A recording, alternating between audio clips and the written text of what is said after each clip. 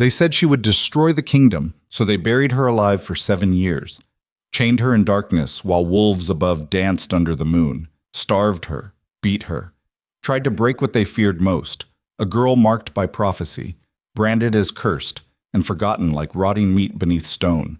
But prophecies don't die easy, and neither do women with nothing left to lose. Tonight, the prison breaks. Tonight, everything Kalen Draven believed about power, about fate, about the fragile thing he locked away in the dark, all of it shatters. So if you're ready to see what happens when the girl you tried to erase becomes the only one who can save you, stay with me till the end. Hit that like button and drop your city in the comments. I want to know where my pack is watching from. Ghetto. The iron smelled like blood and rust and 7 years of her life rotting away in the black. Leora Vale sat with her spine against cold stone, wrists raw where the shackles had worn through skin weeks ago, maybe months. Time stopped meaning anything down here where the sun never reached. The guards called this place the Hollow. Fitting name for a tomb they kept breathing bodies in. 50 feet of rock separated her from the Darkfang kingdom above, from the royal court, from the Alpha King who signed the order that put her here when she was barely 18 years old. Her crime? Being born under a red moon with silver in her hair and a prophecy carved into her fate before she even drew first breath. The cell door scraped open. Torchlight stabbed through the dark, and Leora didn't bother looking up. She knew the ritual. Twice a day they'd bring something they called food, gray slop that tasted like ash, and once a week they'd hose her down like an animal while laughing about the cursed Luna who'd never see sky again. But this time the footsteps were wrong. Too many. Too urgent. Run, little Luna, run before they remember what you are. The voice in her head wasn't hers. It never was. It belonged to something older, something that lived in her marrow and had kept her sane when sanity should have shattered years ago. The dark voice. The shadow that breathed when she forgot how. A guard she didn't recognize stumbled into view, his face sheet white, sword drawn but shaking in his grip. Blood streaked his armor, fresh blood. That's new, Leora thought, and felt her pulse kick against her throat for the first time in months. They're in the compound, the guard hissed, not to her, to the 2 others behind him. Rogues tore through the east wing, captain's dead. Half the night watches, Christ, we need to move the prisoners before... The explosion cut him off. The floor bucked, stone dust rained from the ceiling. Leora's chains rattled as the blast wave rolled through the hollow like thunder trapped underground. And somewhere in the tunnels beyond her cell, men started screaming. The guard with the white face turned and ran without another word, his companions right behind him. And then Leora was alone in flickering torchlight with the sound of something enormous breaking through reinforced doors somewhere close. She tested the chains, still bolted, still unbreakable, iron blessed by royal blood to hold creatures like her, wolves marked by prophecy, too dangerous to kill, too valuable to release. The kingdom's dirty secret locked beneath the throne room where nobody had to look at what their fear created. Another explosion, closer. The torch on the wall went out, and darkness swallowed everything except the orange glow bleeding through cracks in the door. Leora closed her eyes and reached for the thing inside her that she'd learned to keep quiet. The shadow. The other self that the prophecy promised would rise when the Alpha bloodline faced its reckoning. Now? She asked it silently. Is this when you finally help me? The answer came not in words but in sensation, heat spreading through her chest, her arms, pooling in her hands where the shackles cut deepest. Her fingernails lengthened, her teeth ached. The change wanted to come, the wolf she'd been denied for 7 years pushing against the cage of her human shape. But the blessed iron held firm, burning now, searing her wrists like she'd grabbed hot coals. She bit back a scream and pulled anyway. Flesh tore. Blood slicked the metal. The pain went white-hot, then cold, then disappeared entirely as something inside her snapped. Not the chains, but something deeper, some final thread of the girl she used to be. The shackles cracked, not broke. Cracked. Hairline fractures spiderwebbing through metal that shouldn't break for anything less than dragonfire or a king's command. Leora stared at her hands, at the black marks spreading beneath her skin like ink and water, and understood with perfect clarity that whatever was happening to her right now, this wasn't the prophecy they'd feared. This was worse. The cell door exploded inward, A body hit the ground 3 feet from where she sat. A guard, throat torn out, eyes still wide with whatever he'd seen in his last second. Then the rogue stepped through the smoke and firelight, and Lyora got her first real look at death on 2 legs. He was massive, 8 feet tall in wolf form, black fur matted with gore, yellow eyes scanning the cell until they locked on her. His lips pulled back from fangs longer than her fingers. The smell hit her next, wild things stink, blood and adrenaline and something chemical that made her head spin. "Well, well," the rogue said, his voice grinding gravel and broken glass. "Looks like the rumors were true. They really do keep a cursed Luna in the basement." Lyora didn't move, didn't speak, just watched him the way you watch a snake deciding whether to strike.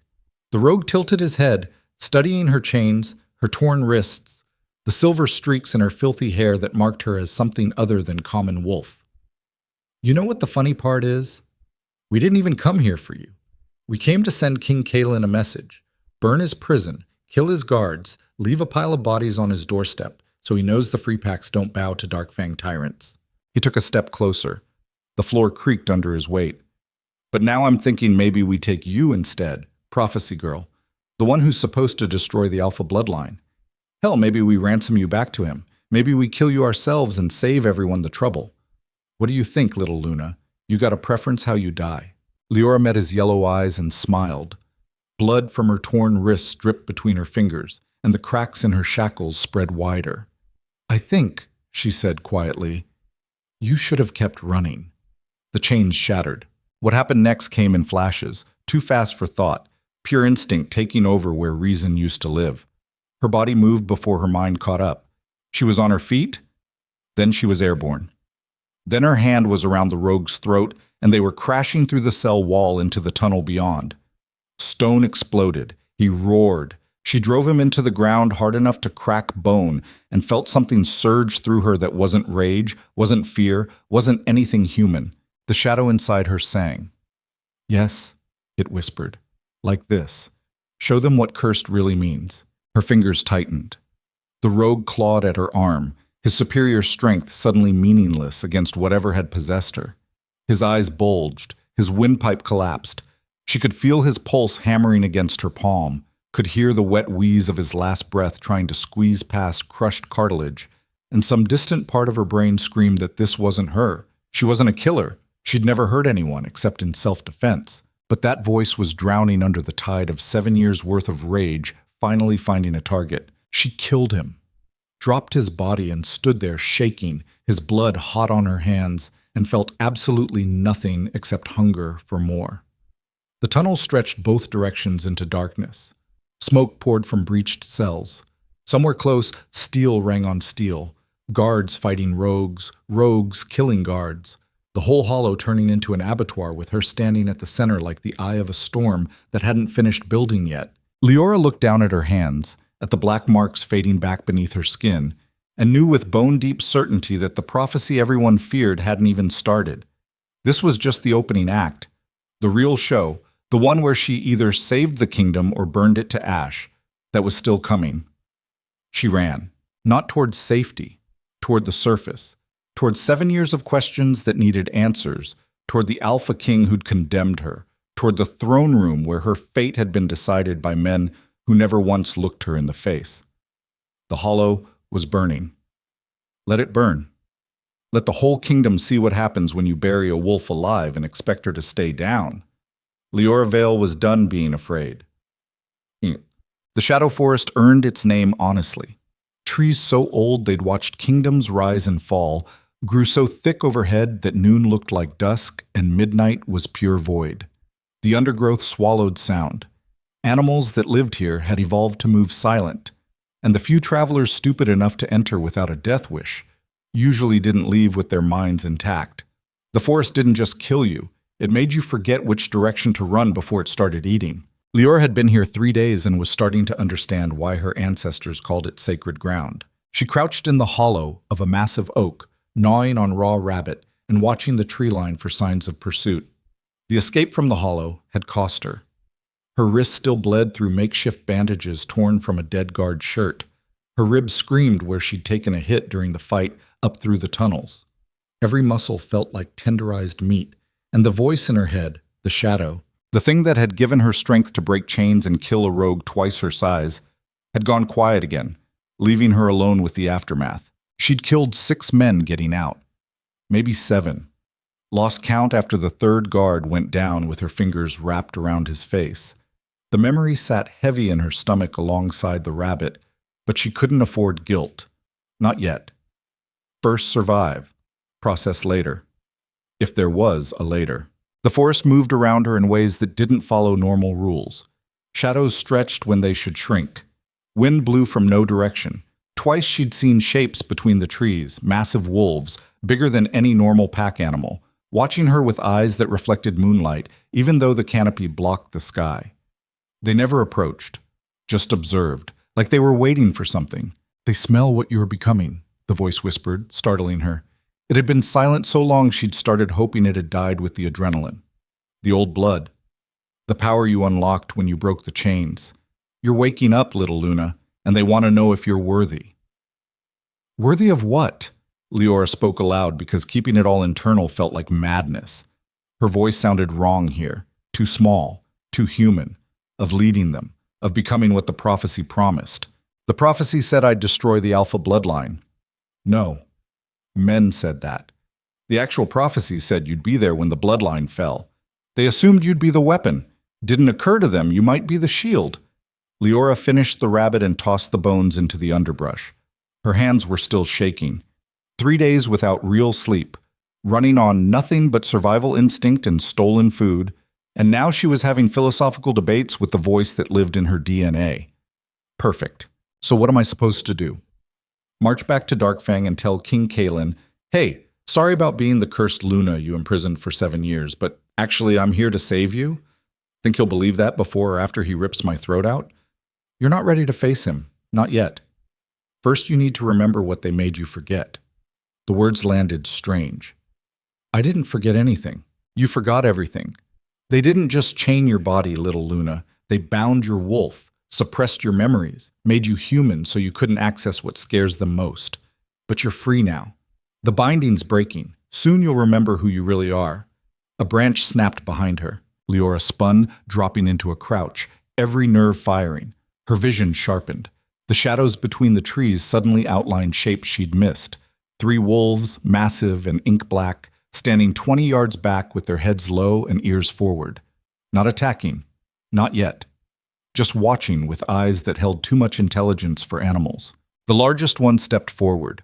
His shoulders came up to her chest even on all fours, and his fur seemed to absorb light rather than reflect it. When he opened his mouth, the voice that came out was wrong, too deep, shaped by a throat that shouldn't form human words. You carry the scent of the old ones. The dark wolves who ruled before the Alphas claimed dominion. We have waited generations for one of our blood to wake. His eyes found hers and held.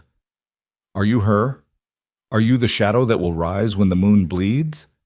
Leora's heart hammered. Her mouth was too dry. I don't know what I am. I just know I'm not going back in chains. Good. Fear makes wolves strong. Captivity makes them prey. The dark wolf circled her slowly, never breaking eye contact. You killed to escape. You tasted violence and chose survival over mercy. The change has begun, whether you accept it or not. Your human half is dying. What rises in its place will be something the Alpha King's court has not seen since his great-grandfather slaughtered our kind and stole our lands. I didn't come here looking for revenge. Then why did you come to the Shadow Forest? These trees don't shelter the weak. This ground drinks blood. If you entered our domain, you came seeking power, whether you admit it or not. Leora straightened slowly, feeling her spine crack. She was still human-shaped, but something underneath was shifting, bones remembering a different configuration, instincts waking up after years of forced sleep. I came here because everywhere else wants me dead or caged. If that means I'm seeking power, fine. What do you want from me? The dark wolf's lips pulled back, showing teeth designed for tearing throats. It might have been a smile. Prove you're worth teaching. The Alpha King hunts you. His trackers will reach the forest edge by dawn. When they come, they will not come alone. Kalen Draven does not forgive escapes, and he especially does not forgive curses that break his chains. You have 1 night to prepare.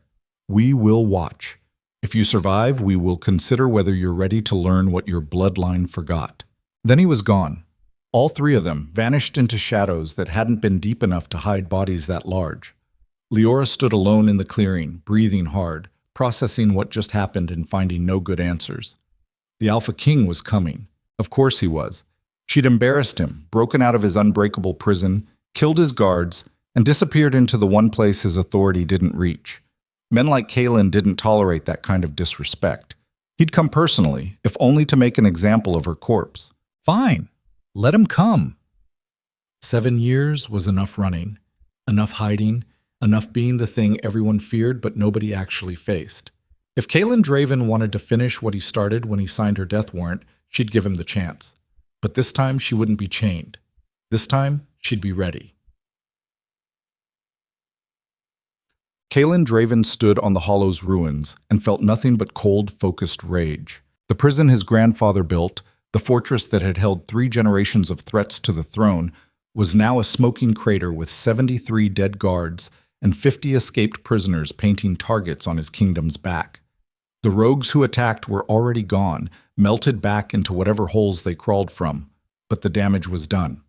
His authority was questioned, his strength doubted, and worst of all, the one prisoner who absolutely could not escape under any circumstances, the cursed Luna with silver in her hair and prophecy written into her bones, was now loose in the world with nothing stopping her from fulfilling every nightmare his court had spent years preventing. "Track her," Kaelin said to the wolf beside him. Torvin, his head tracker and oldest friend, crouched near the shattered cell where Leora Vale had been kept. He pressed his palm against the ground, closed his eyes, and let his senses stretch. When he looked up, his expression was grim. "Shadow Forest. She went deep, Your Majesty. 3 days cold already. If she's still alive, she's past the outer boundary by now." "Then we go in." "My lord." Torvin stood carefully. He was one of maybe 5 people in the kingdom who could question Kaelin without losing his head, but even he tread lightly. "The Shadow Forest is forbidden for good reason. The Dark Wolves haven't tolerated trespass since your great-grandfather drove them out. If we enter their territory, especially hunting one of their bloodline, she's not their bloodline. She's a mistake, a mutation. The prophecy called her cursed, not chosen. The prophecy said a lot of things, and we've only heard the version your grandfather allowed into records." Torvin met his eyes steady. "Maybe it's worth asking what we don't know before we chase a terrified girl into sacred ground and start a war we're not prepared to win."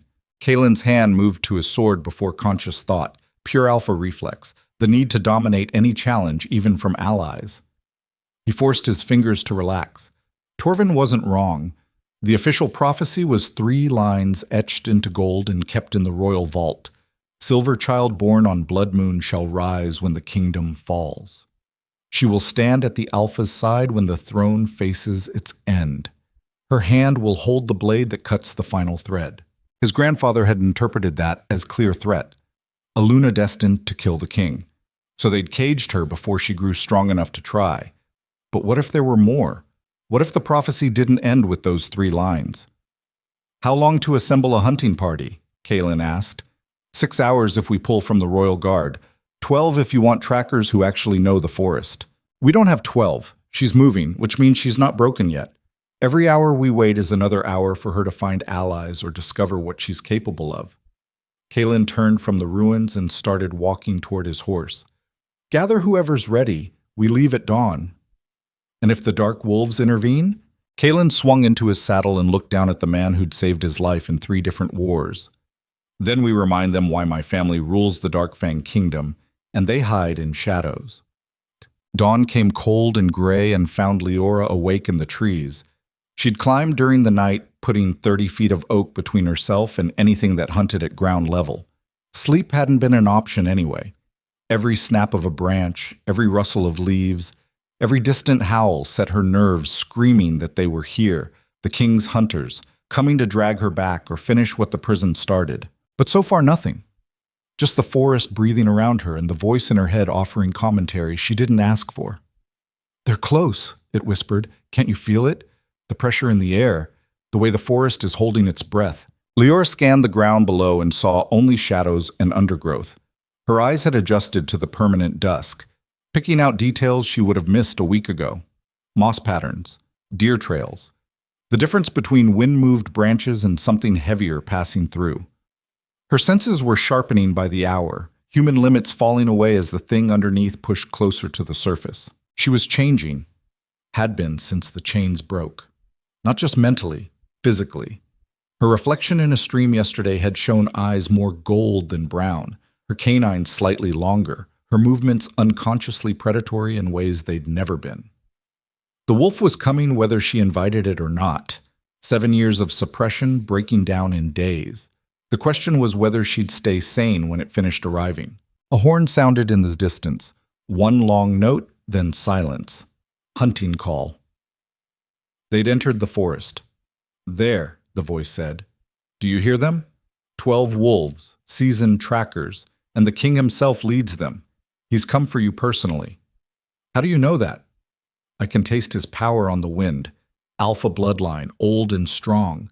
He's everything you're not. Trained, confident, secure in his dominance. When he finds you, and he will find you, you'll understand exactly how outmatched you are." "Encouraging, thanks. I'm not here to comfort you. I'm here to keep you alive long enough to become what you're meant to be. Now move. East, deeper into the forest. If they catch you here, you die." Leora climbed down fast, dropped the last 6 feet, and started running. Not panicked, controlled, eating ground in long strides, using the terrain, staying off game trails where trackers would look first. The dark wolf had said she'd have one night to prepare. She'd spent it poorly, too much thinking, not enough planning, but she wasn't completely helpless.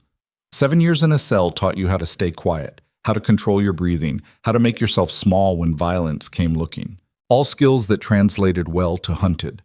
The forest floor sloped downward.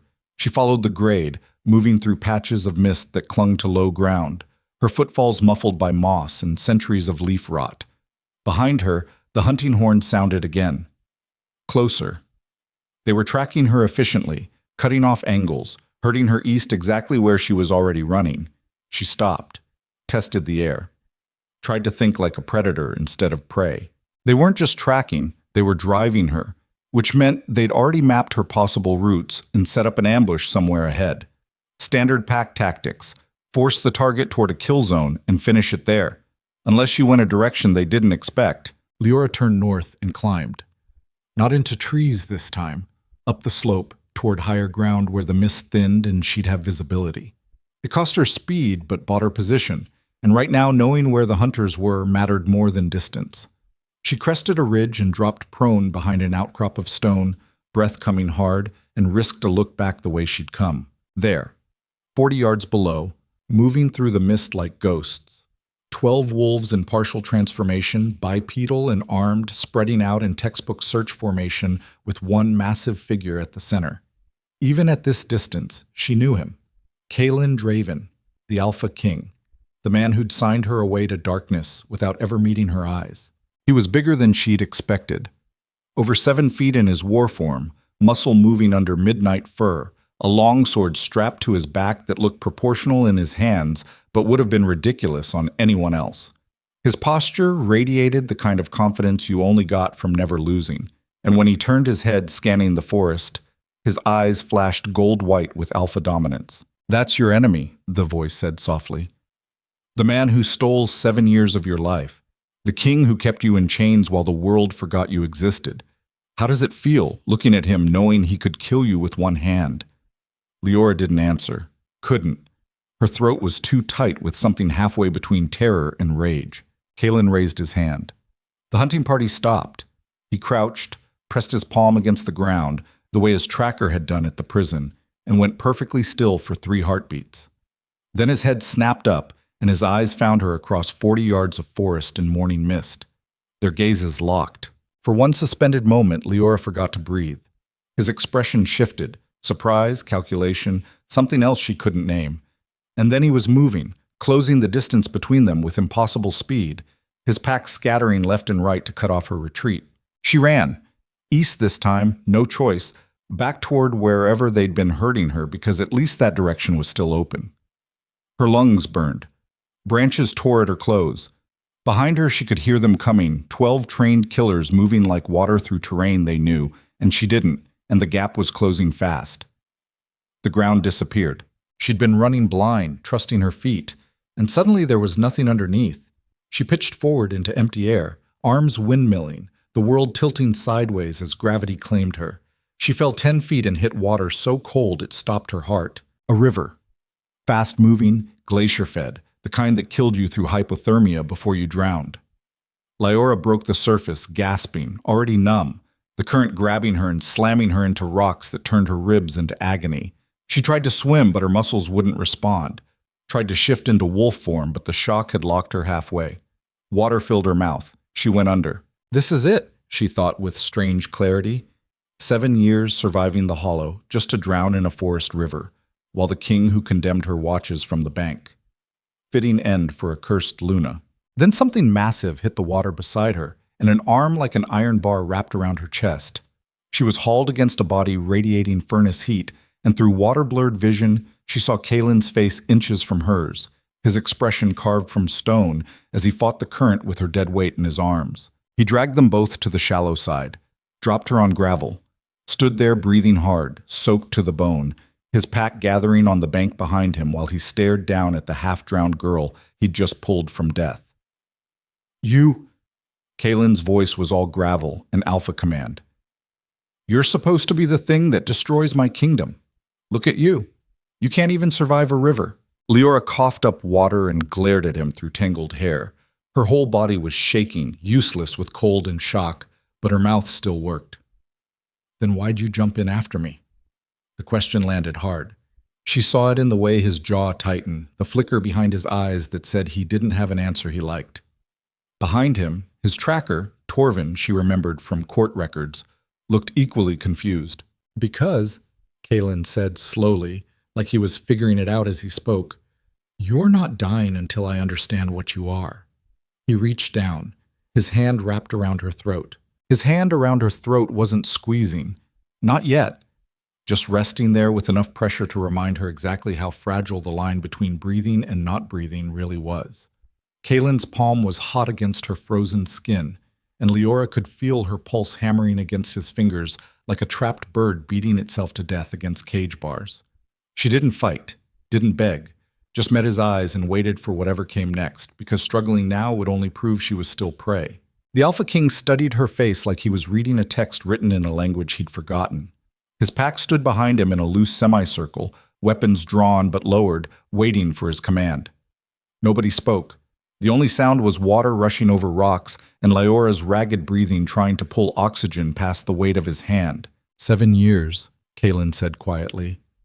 7 years you sat in that cell, and not once did you beg for release. Not once did you plead your case or claim innocence. The guards said you barely spoke at all. Why? Lyora's lips were blue from cold, but her voice came out steady. Because begging men who've already decided you're guilty is a waste of breath. His eyes narrowed. You're not what I expected. What did you expect? Some rabid thing frothing at the mouth, ready to tear your throat out the first chance I got? Yes. Then you don't know much about survival. Rabid things die fast. Patient things wait for their moment. She felt his fingers tighten slightly and added, but you already know that. You didn't build a kingdom by being stupid. So why are we still having this conversation instead of you finishing what you came here to do?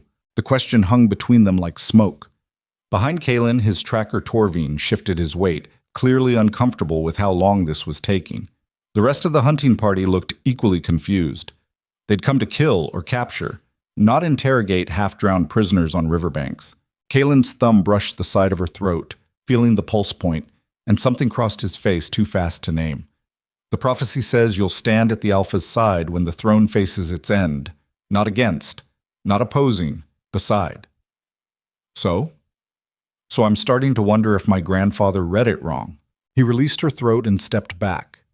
Lyora dragged in air that tasted like freedom and ice water, and didn't let herself react beyond that. Her body wanted to collapse, to curl up and shake until the hypothermia passed, but collapsing now meant showing weakness to 12 predators who were still deciding whether she was threat or victim. She forced herself upright, stood there dripping and trembling with her chin up and her spine straight, and watched Kaelin's expression shift again as he measured what she was doing and why. My lord, Torvin said carefully, we should move. The dark wolves will have noticed our incursion by now. If we stay here much longer... I know. Kalen didn't take his eyes off Leora. Bind her hands. We're taking her back to Darkfang. The declaration hit like cold water all over again. Leora's wolf surged up from wherever it had been hiding, flooding her veins with adrenaline and rage. Her vision sharpened. Her teeth ached. The voice in her head screamed at her to run, to fight, to do anything except let them put her back in chains. But her body was still half frozen and completely surrounded by 12 trained killers who could drop her before she made it 3 steps. No. The word came out flat, final. Kalen's eyebrow rose. That wasn't a request. I don't care. You want me dead, kill me here. You want answers, ask your questions, and let me walk. But I'm not going back in a cage, not ever. Not for you, not for your kingdom, not for any reason you can invent. So make your choice, Your Majesty. Fast death or letting me disappear. Those are your only options. The silence that followed was absolute. Nobody moved. Nobody breathed. The river kept rushing, and somewhere in the forest a bird called out. But inside the circle of wolves, time had stopped while an alpha king processed being told no by something he considered property. Kalen's hand went to his sword. Leora didn't flinch. If he was going to kill her, fine. Better than spending another 7 years buried alive. She'd take death over captivity any day, and if that made her cursed or broken, or whatever word they wanted to use, so be it. Some lines you didn't cross twice. But Kalen didn't draw. His hand rested on the pommel, fingers drumming once, twice, then fell away. You really would rather die. Test me and find out. He laughed. Short, sharp bark of sound that held no humor. Torvin, your assessment. The tracker moved closer, eyes scanning Leora like she was a puzzle with missing pieces. She's changed. Not fully, but enough that binding her wolf won't hold anymore. Whatever they did to her in the hollow, it's breaking down faster than expected. Another week and she'll hit first transformation whether she's ready or not. Can we control it? Not without a blood collar, and those take time to forge. Even then... Torvin hesitated. My lord, her scent is wrong. There's old blood in her. Pre-kingdom bloodline, maybe older. If she's what I think she is, a blood collar might not hold at all. What do you think she is?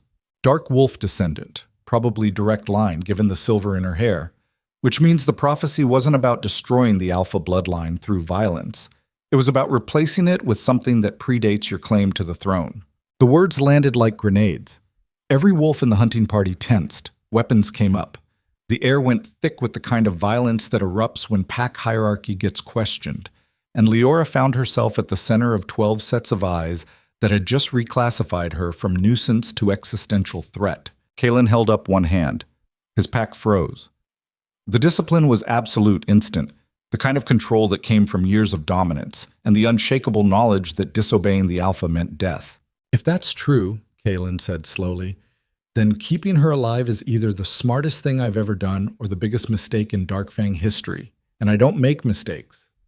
He looked at Leora dead on. So here's my offer. You come back to the capital, not in chains, not as a prisoner, as my guest under royal protection.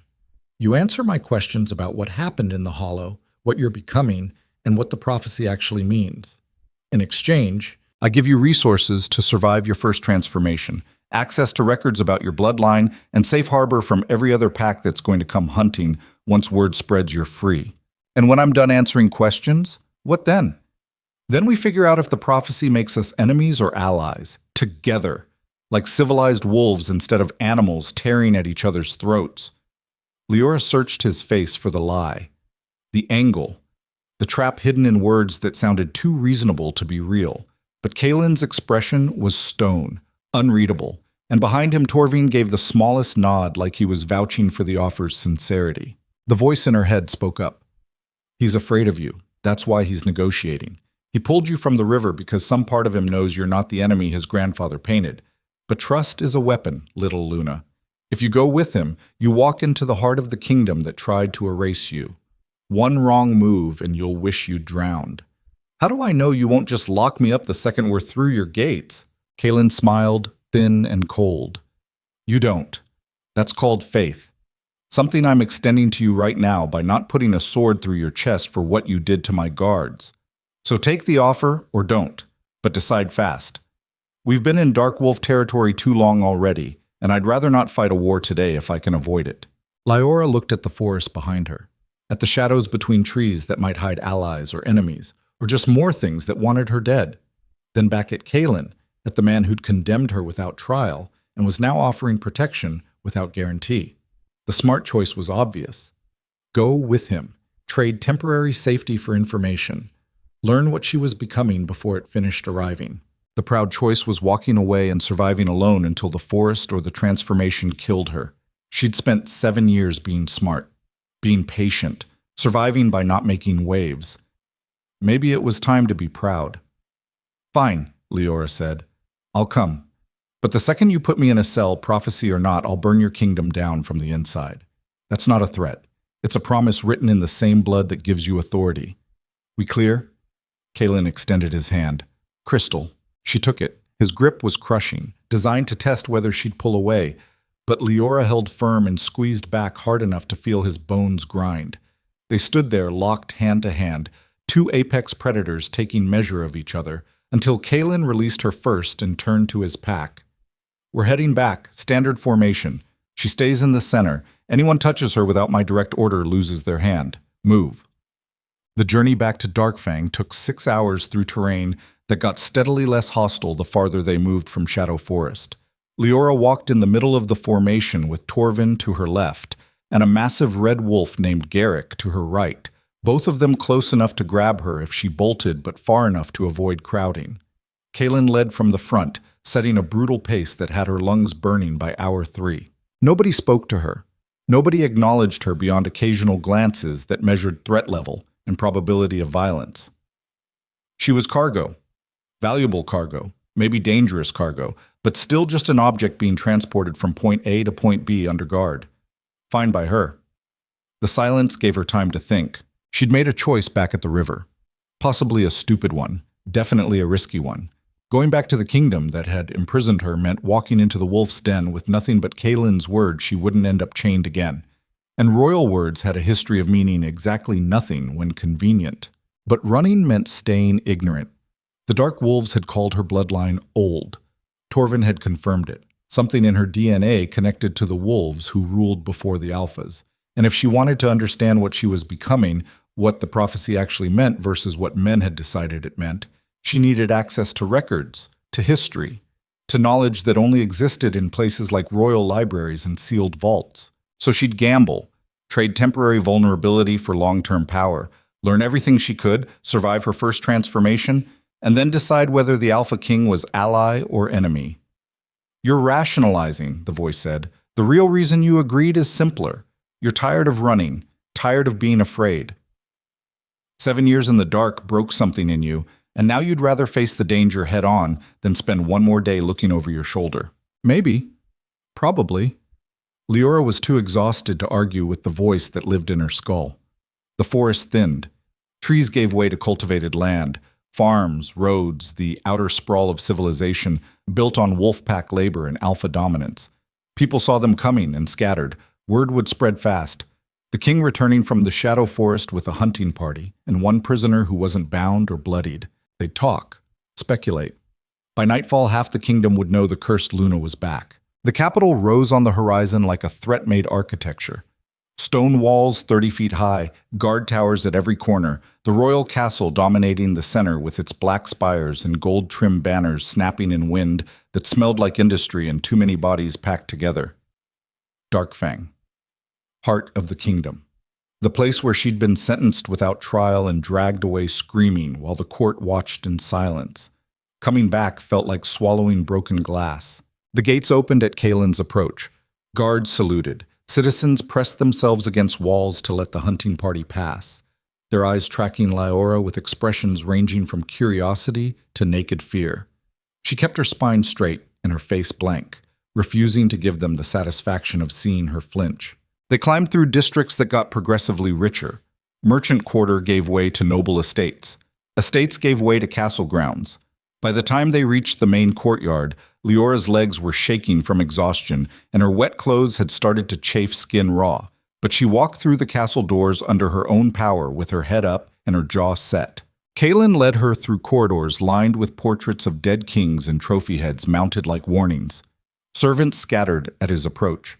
They climbed stairs that spiraled upward into the castle's private wings, past guards who watched her with hands on weapons, until finally Kaelin stopped in front of a heavy oak door and pushed it open.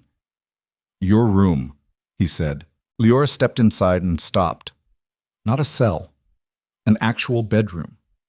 Large one, with windows that overlooked the city, a bed that could fit 4 people, a bathing room visible through an archway, and furniture that looked like it cost more than her entire bloodline had earned in 3 generations. "This is a joke." "No. This is me keeping my word. You're here as a guest, not a prisoner. That means quarters appropriate to your status." Kaelin moved to the window and looked out at his kingdom spread below. "There are guards outside your door, not to keep you in, to keep others out. Half my court would kill you in your sleep if given the chance, and the other half would try to recruit you for whatever political game they're playing. So the guards stay until we've sorted out which category everyone falls into." "What category do you fall into?" He glanced back at her. "Still deciding. You're an unknown variable in an equation I've spent my entire reign balancing. That makes you either the solution I've been missing or the problem that breaks everything. Time will tell which." Comforting. "I'm not here to comfort you. I'm here to give you a chance neither of us expected you'd get. Don't waste it." He moved toward the door. "Torvin will bring food and clean clothes. Tomorrow we start with questions. Tonight, rest. You look like death." "Wait." The word came out before she could stop it. Kaelin paused. "Why did you jump in the river?" His hand rested on the doorframe. For 3 heartbeats, he didn't answer, and Leora thought he'd just walk away without acknowledging the question. Then he spoke without turning around. "Because watching you drown felt wrong, and I've learned to pay attention when my instincts tell me something doesn't fit the story I've been told. Get some sleep, Leora. Tomorrow gets complicated." He left. The door closed. Leora stood alone in quarters fit for royalty and tried to process what had just happened. She'd walked into the heart of enemy territory. The Alpha King who'd condemned her was now protecting her. The prophecy everyone feared was being re-examined. And somewhere in the distance she could feel the dark wolves watching, waiting to see if she'd survive long enough to matter. "This is the point of no return," the voice whispered. "Once you start answering his questions, once you reveal what you're becoming, there's no going back to being the invisible girl in the hollow. You'll be seen, judged, used. Are you ready for that?" Leora walked to the window and looked down at the kingdom that had tried to erase her. Torchlight flickered in thousands of windows. Guards patrolled walls. Somewhere in those streets, people were living ordinary lives, unaware that a cursed Luna had just been installed in the castle above them. "No," she said aloud to the empty room, "but I'm doing it anyway." Sleep didn't come. Leora spent the first hour scrubbing 7 years of grime off her skin in a bath hot enough to hurt. The water turned gray, then brown, then black as she worked soap through hair that hadn't been properly washed since she was 18. Her wrists were raw hamburger where the shackles had worn through. Her ribs were bruised from the river rocks. Every muscle screamed from running, fighting, and survival. But underneath the damage, she could feel something else. Strength building. Bones getting denser. Senses sharpening hour by hour. The transformation was accelerating, her human half eroding as the wolf pushed closer to the surface, and there wasn't a damn thing she could do to slow it down. "Good," the voice said. "You're finally accepting what you are. Human was always just the cage they forced you into. Let it go. Become what scares them." Food arrived while she was toweling off. Torvin knocked, waited for permission, then entered carrying a tray piled with meat and bread and fruit that made her mouth water. He set it on the table and stood there watching her with the careful attention of someone trying to read a foreign text. "You're not what I expected either," he said. Leora pulled on the clean clothes someone had left. Soft leather pants, a loose shirt that didn't bind, boots that actually fit. "Everyone keeps saying that. What did you expect?" "Something broken. 7 years in the hollow doesn't leave people functional. Most prisoners we pull out can't speak full sentences. You're standing here having conversations like you spent the time at a meditation retreat. Maybe I'm broken in ways you can't see. Maybe. Or maybe you're tougher than anyone gave you credit for, And that scares people more than the prophecy ever did. Torvin moved to the window. The king wants you alive. That puts you under my protection by extension. But you should know what you've walked into. The court is divided. Half think you're a weapon to be used. The other half think you're a disease to be cut out. And there are players in this game who've been waiting years for something like you to appear so they can make their move. Like who? Lord Cadmus heads the opposition council. He's been pushing for expanded noble rights and reduced alpha authority since before you were born. If he can prove the prophecy was misinterpreted and you're not a threat, it undermines the king's justification for absolute power. That makes you valuable to him alive and vocal. And the other side? Lady Ceres leads the traditionalists. She believes maintaining alpha bloodline purity is the only thing keeping the kingdom from fracturing into rival packs. To her, you're contamination that needs burning out before it spreads. She'll try to have you killed quietly, probably within the week. Leora sat and started eating.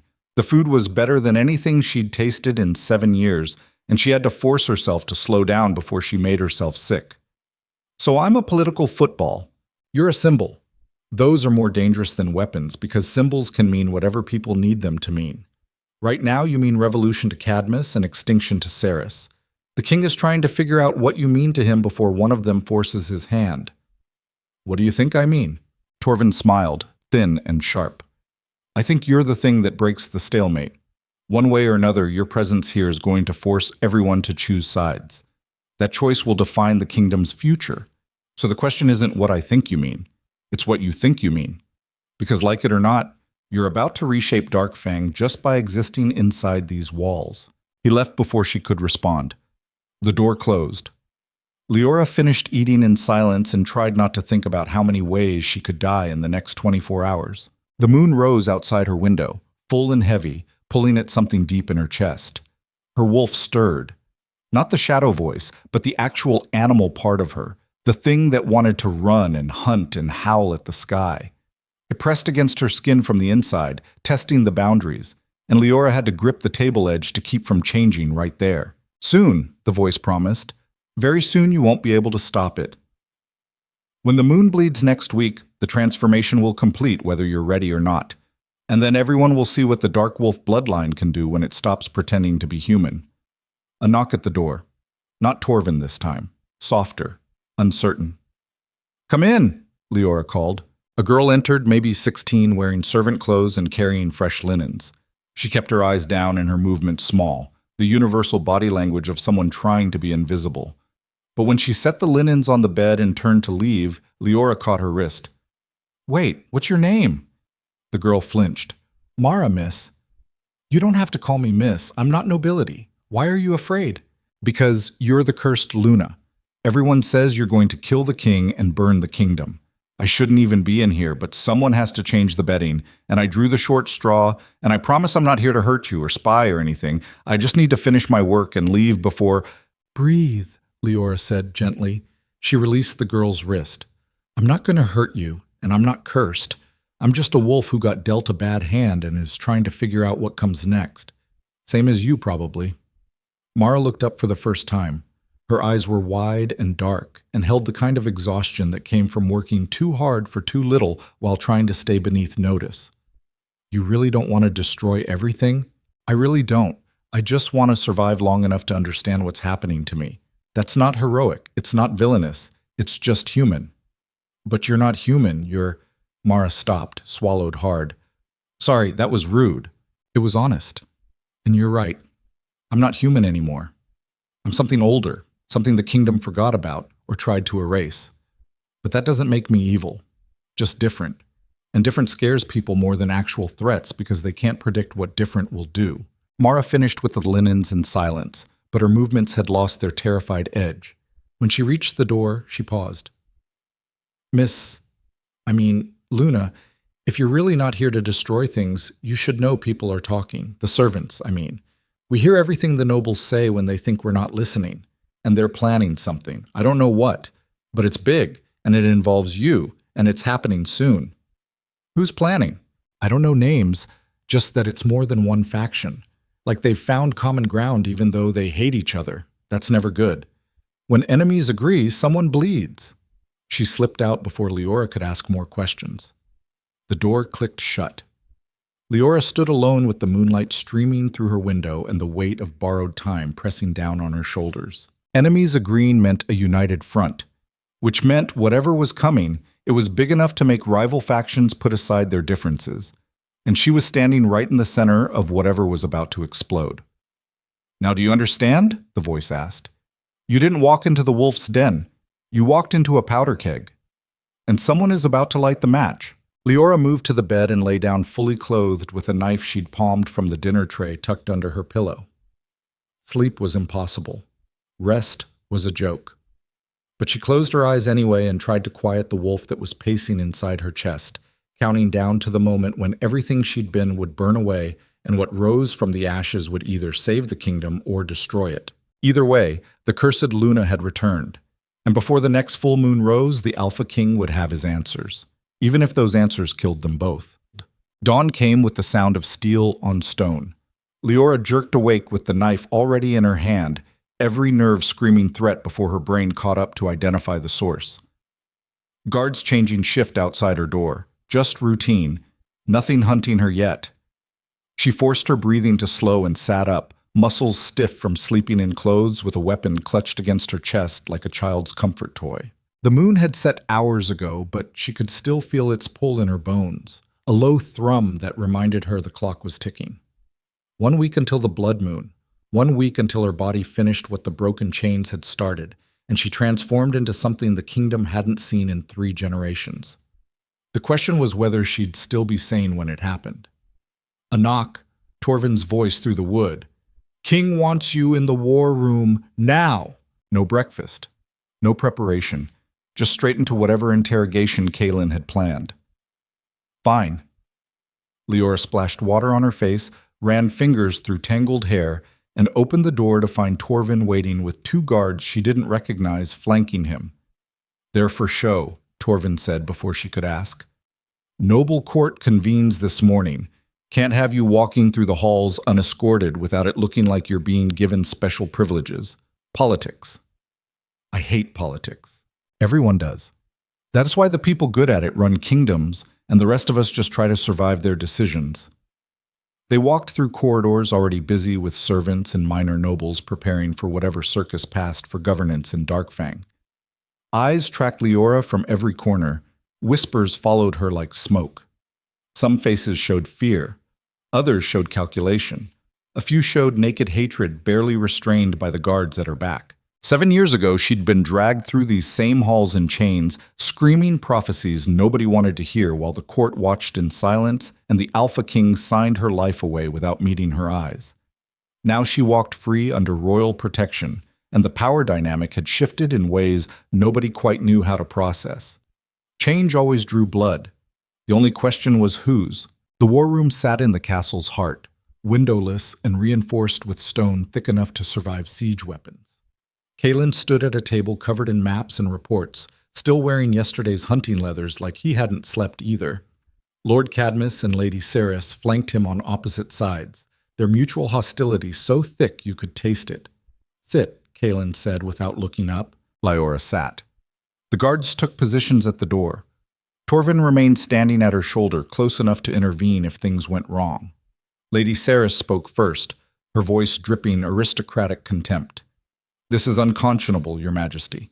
You bring the cursed Luna into the castle, give her guest quarters, and now summon her to private council like she's some trusted advisor instead of the threat we spent 7 years containing. Have you lost your mind? Watch your tone, Ceres." Kaelin's voice was flat, dangerous. "I'm still your king. A king who seems to have forgotten why we imprisoned her in the first place. The prophecy was clear. She will destroy the Alpha bloodline. Every oracle confirmed it. My grandfather was a paranoid tyrant who saw threats in every shadow and preemptively murdered anyone who might challenge his power. I'm not interested in repeating his mistakes." Lord Cadmus leaned forward, eyes bright with the kind of hunger politicians get when they smell opportunity. "Then you admit imprisoning her was a mistake?" "I admit I'm re-examining evidence in light of new information. That's called being thorough, not weak. New information." Ceres practically spat the words. She killed 6 guards escaping. She's covered in dark wolf markers. She's exactly what we feared she'd become, and you're inviting her to tea like she's visiting royalty." Kalen finally looked up. His eyes found Leora's across the table. "Tell them what you told me yesterday, about the prophecy." Leora's throat was dry. Every instinct screamed this was a trap, that speaking would give them ammunition to use against her. But Kalen's expression held something that might have been genuine curiosity under all the alpha dominance. "The prophecy says I'll stand at the alpha's side when the throne faces its end," she said carefully.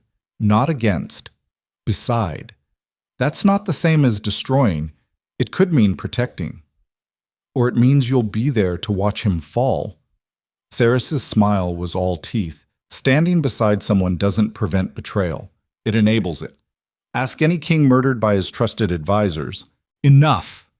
Kalen's hand hit the table hard enough to rattle the maps. "We're not here to debate interpretations.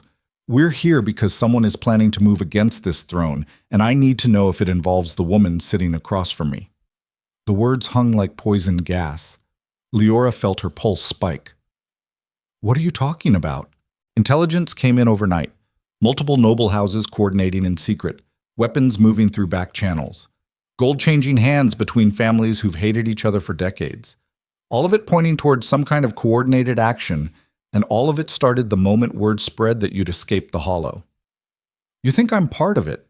I think you're the excuse they've been waiting for. Revolution doesn't happen spontaneously. It needs a symbol, a rallying point, something that justifies breaking the established order. You're that something, whether you want to be or not." Lord Cadmus cleared his throat. "Your Majesty, if I may, the real question isn't whether Lady Vale is involved in conspiracy. It's whether the conspiracy exists because your policies created the conditions for rebellion. Harsh imprisonment, refusal to hear appeals, absolute authority without oversight. These things breed resentment. Perhaps instead of hunting traitors, we should examine what drove them to treason." "Are you defending rebellion, Cadmus?" "I'm suggesting that a king who rules through fear eventually gets what he's earned." The temperature in the room dropped to freezing. Kalen moved so fast Leora barely saw it. One second he was standing at the table, the next his hand was around Cadmus's throat, lifting the noble off his feet with casual alpha strength that made her own power feel like a candle next to a bonfire. "Careful," Kalen said softly. That sounded dangerously close to sedition. Cadmus wheezed but didn't fight, just hung there letting the threat play out, calculating odds, waiting to see if the king would actually kill a lord in front of witnesses. Torvin stepped forward. "My lord, release him." "Why?" "He just admitted sympathizing with traitors.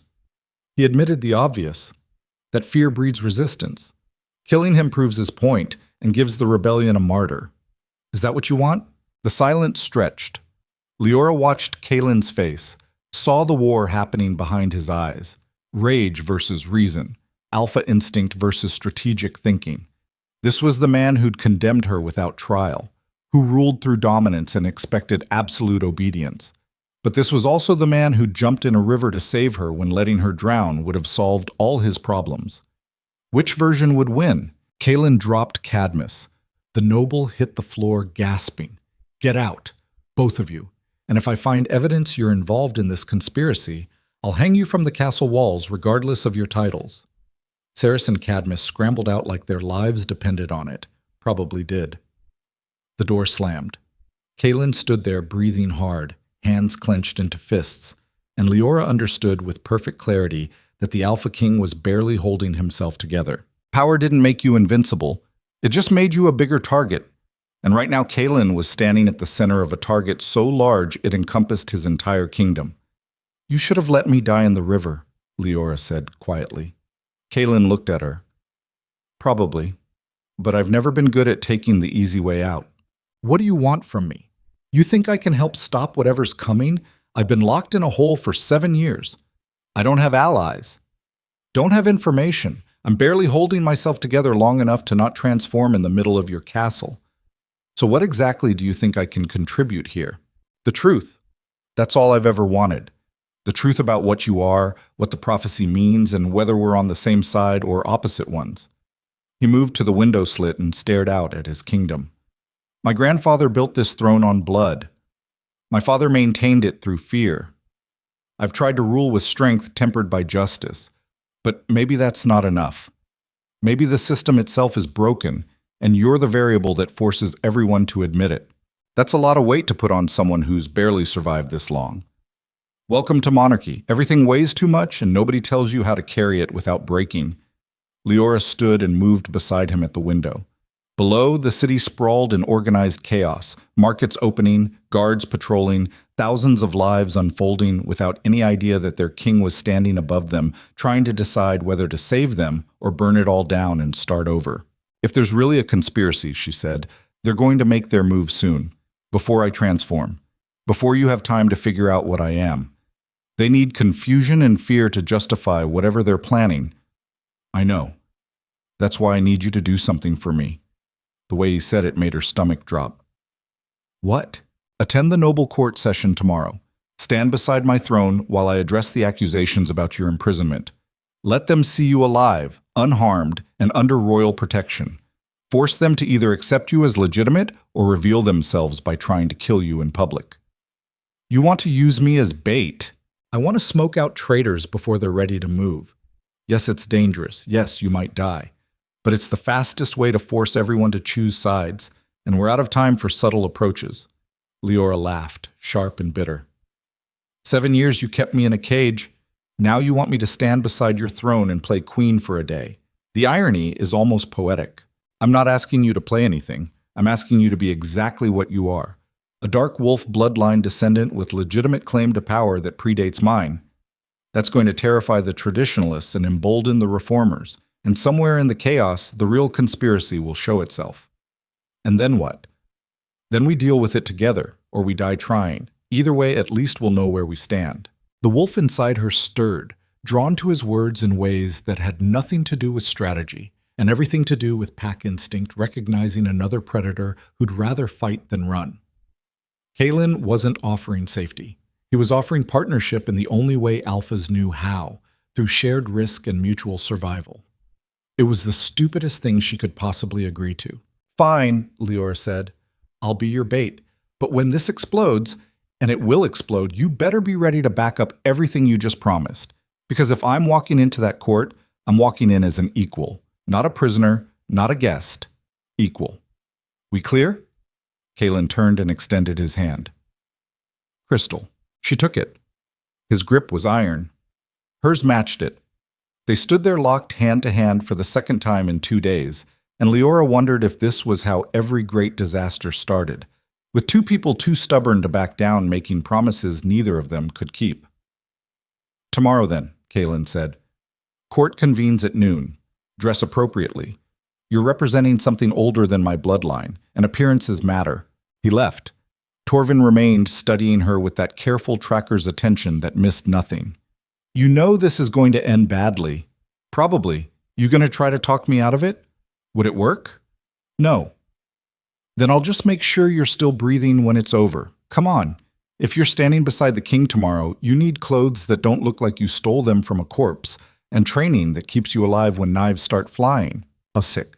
The rest of the day blurred into weapons practice and political briefings that made prison look simple by comparison. Torvin drilled her in court protocol while simultaneously teaching her how to kill someone with the decorative pins that would hold her hair. Who to bow to, who to ignore, how to stand so she looked confident instead of terrified, and which nobles would try to poison her versus stabbing her in the back versus engineering an accident that couldn't be traced back to anyone specific. By evening, Leora's head was spinning with names and faces and assassination methods, and her body was bruised from practice fights with guards who didn't pull punches just because she was the king's special project. You're better than you should be, Torvin said, after she'd disarmed him for the third time. 7 years of atrophy should have made you weak. Instead, you're moving like you've been training the whole time. The wolf's changing me, making me faster, stronger.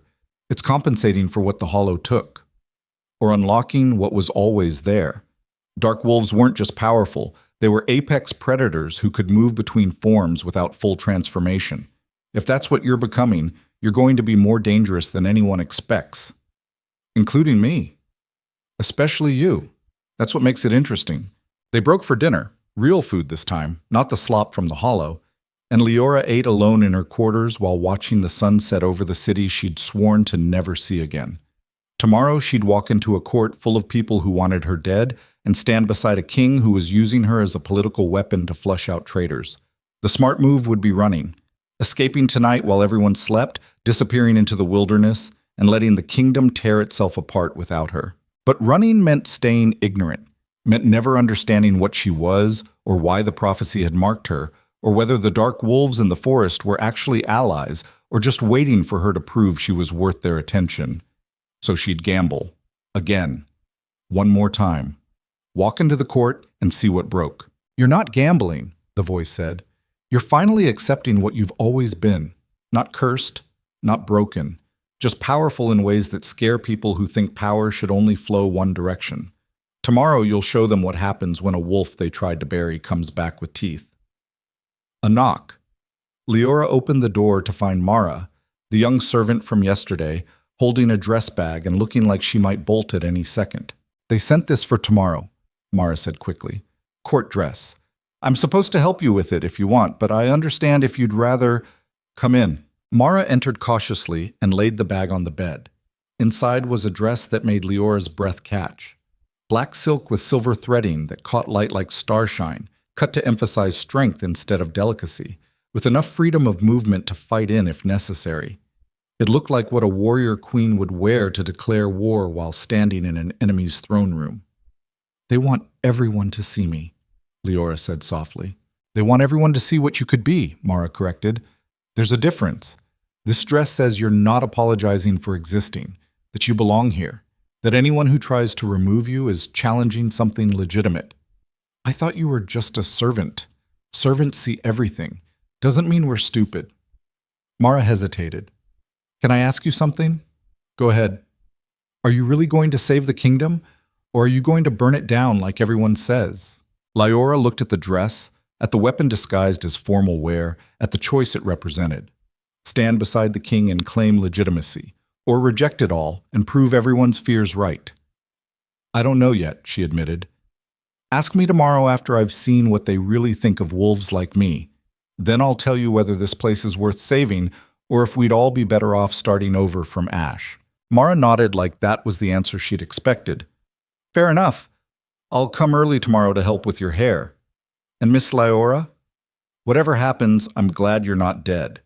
Some of us think maybe the prophecy got twisted on purpose, that you were always supposed to be the shield, not the sword.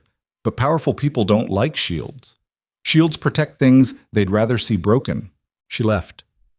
Leora sat on the bed beside the dress and tried not to think about how many ways tomorrow could end in blood. The moon rose, her wolf paced, and somewhere in the castle, traitors finalized plans that would turn the noble court into a slaughterhouse. Eats. Court convened at noon with enough formality to choke on. Leora stood in an antechamber wearing the black and silver dress, while Mara fixed her hair into something that looked regal instead of feral. The girl worked fast, weaving the silver strands into braids that emphasized the dark wolf bloodline markers, while securing the poisoned pins Torvin had given her where they'd be easy to reach. You look terrifying, Mara said. That's good. They should be afraid. I'm afraid. You don't look it. That's all that matters. Guards came to escort her. Not Torvin this time. He'd be in the court already, positioned to intervene if things went wrong. These were royal guard, the king's personal protection, and they moved her through corridors toward the throne room like she was cargo that might explode if jostled. The doors opened on a room packed with nobility. Hundreds of faces turned toward her. The silence was absolute. Leora walked forward with her spine straight and her chin up, refusing to give them the satisfaction of seeing her hesitate. The crowd parted. She could feel their eyes cataloging every detail, the dress, the hair, the dark wolf markers on her skin that had gotten darker overnight. Some faces showed shock, others calculation. A few showed the kind of hatred that burned cold and planned carefully. The throne sat on a raised dais at the room's far end. Kaelin occupied it in full royal regalia, black armor chased with gold, crown resting heavy on his head. The ceremonial sword of his bloodline laid across his lap. He looked every inch the Alpha King, and when his eyes found hers across the crowd, Something passed between them that might have been mutual recognition that they were both walking into a trap neither could avoid. Leora climbed the dais steps. The crowd murmured. She turned and stood to the right of the throne, not behind it like a servant, not in front like a supplicant, but beside it like an equal. The message was unmistakable. Kaelin let the moment breathe, let every noble in the room process what they were seeing, then spoke in a voice that carried to every corner without needing to shout. 7 years ago, I followed my grandfather's precedent and imprisoned Leora Vale based on a prophecy that declared her a threat to the Alpha bloodline. I did this without trial, without evidence beyond oracle interpretation, and without considering that fear might be a worse foundation for justice than truth. The crowd shifted. Whispers rippled through like wind through wheat. Today, I'm here to admit that was a mistake. The whispers became gasps. Lady Sarah stepped forward from the crowd, her face purple with rage. Your Majesty, you cannot— I can, and I am. The prophecy was deliberately misread. Leora Vale isn't here to destroy the Alpha bloodline. She's here to protect it from threats inside our own court, from traitors who've been using fear of the cursed Luna to consolidate power while hiding behind tradition. This is madness, Cerys's voice cracked. She's contaminated with dark wolf blood. She'll undermine everything we've built. Everything you've built on lies and manipulation. Kaelin stood. The crowd went silent. Did you really think I wouldn't find out? That I wouldn't discover how you and others have been coordinating behind my back? Using my authority to eliminate rivals while preparing to seize control the moment an opportunity presented itself? Cerys went pale. I have no idea what you're talking about. Then why are there letters in your handwriting discussing the cursed Luna's elimination with Lord Varen? Why has gold from your house accounts funded weapons shipments to families who've sworn neutrality? Why have your agents been in the Shadow Forest for weeks trying to hire dark wolves to kill the one person who threatens your political power? The accusations fell like hammer blows. Leora watched Cerys's face cycle through denial, calculation, and finally cold acceptance that she'd been caught. But instead of surrender, the noble's expression shifted into something worse. The look of someone who'd already committed to a path and was going to see it through regardless. Because, Cerys said quietly, you're weak, Kaelin. Your father would have killed her without hesitation. Your grandfather would have burned the Shadow Forest to prevent her return. But you? You bring her into the castle, dress her up like royalty, and stand her beside your throne like she's your equal. That's not strength. That's cowardice. Careful, Cerys. Why? You're already planning to execute me. Might as well speak truth before I die. She turned to face the crowd. He's compromised. The cursed Luna has corrupted him, just like the prophecy warned. If we let this stand, the Alpha bloodline will fall within a generation. Is that what you want? To watch everything our ancestors built crumble because our king was too soft to do what was necessary? The court erupted. Half the nobles shouted agreement.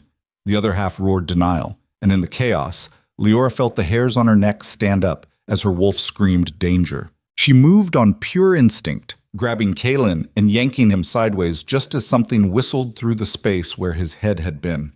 A crossbow bolt buried itself in the throne's backrest. Guards rushed forward. The crowd scattered.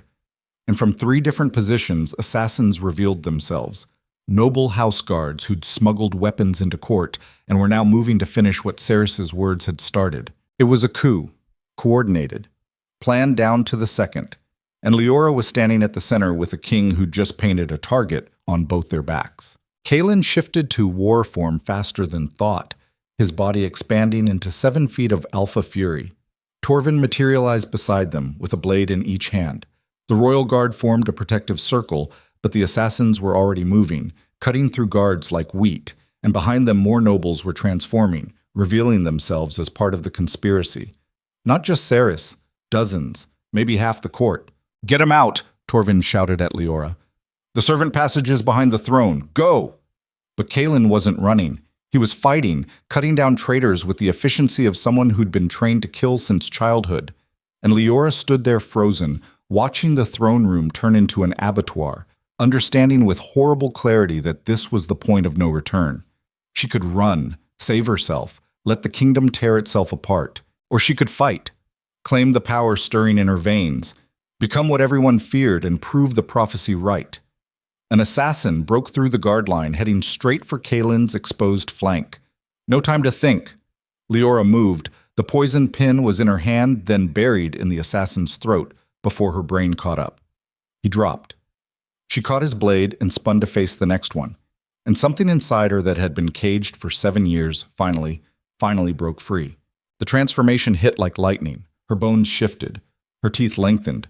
Her vision sharpened into gold-tinged clarity that turned the chaos into clear targets. She wasn't fully wolf. Something between, something other, the dark wolf bloodline expressing itself in ways the kingdom had forgotten. She killed the next assassin, then the next, moving through the crowd like shadow given teeth, protecting the Alpha King while his own court tried to murder him, and with every death she felt more of her humanity burn away until there was nothing left but the certainty that she would survive this or die trying, but she would never, ever go back in a cage. Kaelin saw her. Their eyes met across blood-soaked marble, and in that moment both of them understood the prophecy had never been about destruction or protection. It was about transformation, about a kingdom so broken it could only be saved by tearing it down and rebuilding from the foundation.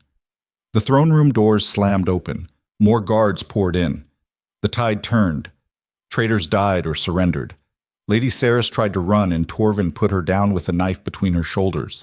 When the fighting ended, Leora stood beside Kaelin in a court full of corpses, covered in blood that wasn't hers, still halfway transformed and unable to force herself back to fully human. The remaining nobles stared at her in absolute silence. "So," Kaelin said into the quiet, his voice rough from battle. "Anyone else want to question whether she belongs here?" Nobody spoke, buddy. "Good, because as of right now, Leora Vale is my acknowledged equal in authority. She stands as heir to the Dark Wolf bloodline and protector of the throne. Anyone who challenges her challenges me. Anyone who threatens her declares war on the crown. We clear?" Still silence. Then one noble dropped to one knee, then another, then the entire court, kneeling before a king and the cursed Luna who'd just saved his life. Leora looked at Kaelin, at the blood on his hands that matched hers, at the crown that suddenly felt like a noose instead of a symbol. "I didn't ask for this," she said quietly. "Nobody asks for crowns. They just end up wearing them and hoping they don't suffocate first." He held out his hand. "Welcome to the throne, Luna. Let's see if we can keep it long enough to make the bloodshed mean something." She took his hand, felt the bond snap into place, older than prophecy, deeper than words. Two apex predators recognizing each other as pack. The cursed Luna had become the kingdom's shield, and the Alpha King had finally found someone strong enough to stand beside him without breaking. Whether that saved Darkfang or doomed it remained to be seen. The castle smelled like death and smoke, and the bitter copper tang of betrayal that wouldn't wash out no matter how much blood soaked into stone. Leora stood in the war room 3 hours after the massacre, still wearing the black dress now stiff with gore, and watched Kaelin execute the surviving traitors one by one in the courtyard below. No trial, no speeches, just cold alpha justice delivered with his own hands, while the rest of the kingdom watched and learned what happened when you mistook mercy for weakness. 15 heads rolled before noon. 15 noble families erased from the power structure in the time it took the sun to climb halfway up the sky. The crowd watching didn't cheer, didn't protest, just bore witness in silence while their king proved he was still capable of the brutality his grandfather had perfected. Torvin stood beside her at the window, his expression carved from granite. This is just the beginning. Cerys and her faction were the visible threat. But there's always someone deeper, someone who orchestrated this knowing some conspirators would die while the real power moved in the chaos. You think someone's still out there? I know it. Coups don't happen spontaneously. They need funding, coordination, and a leader willing to sacrifice pawns to claim the throne. Cerys was too obvious, too emotional. She wasn't running this operation. She was the distraction. Leora's wolf stirred uneasily. The transformation from earlier had receded but not disappeared, leaving her stuck in a liminal state between human and other. Her hands still had claws.